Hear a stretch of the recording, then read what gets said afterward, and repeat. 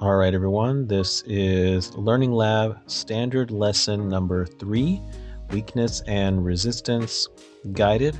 Pokemon types can affect how much damage you do in a battle.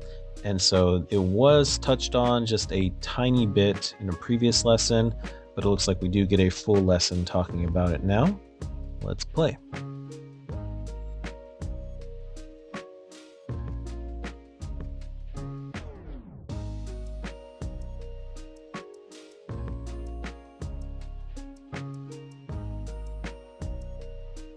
Every Pokemon card has a certain type.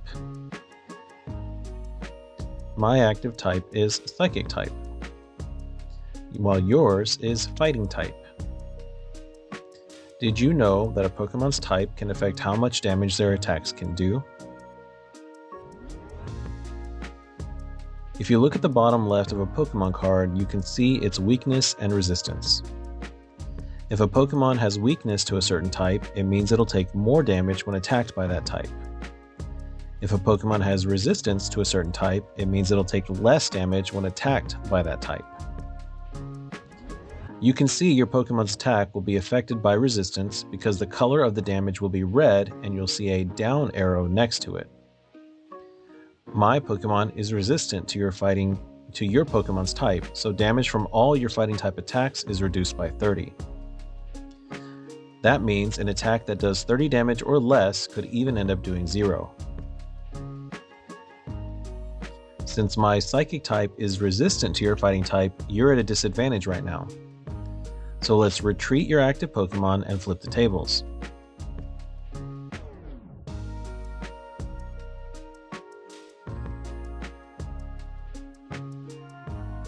Your new active Pokemon is Darkness type, which is great for you because Psychic type Pokemon are often weak to Darkness types. You can see if your Pokemon's attack will be affected by weakness because the color of the damage will be green and you'll see an up arrow next to it. And of course, it'll do a lot more damage.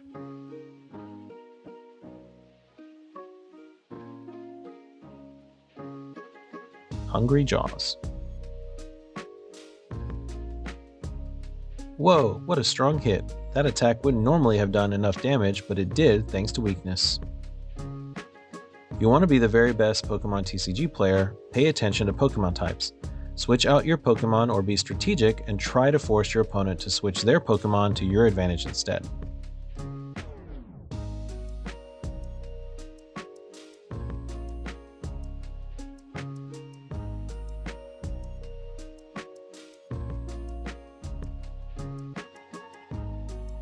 I do want to go back and look at the Mega Sharpedo again really quick because yes, the damage was affected by weakness, but there's another effect that the tutorial did not mention.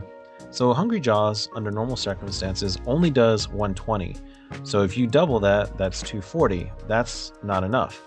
But if you look underneath it, if this Pokemon has any damage counters on it, this attack does 150 more damage. So what you're actually multiplying is you do the 120 plus 150, that's 270, and then you double it up to 540.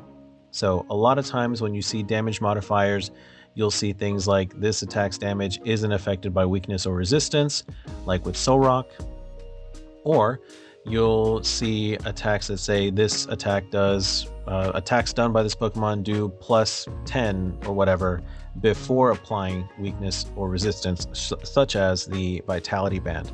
So you definitely want to look at your modifiers and see how those interactions work, because that will make the difference between a knockout and not knocking them out, and therefore the difference between a win or a loss. And that's the end of lesson 3.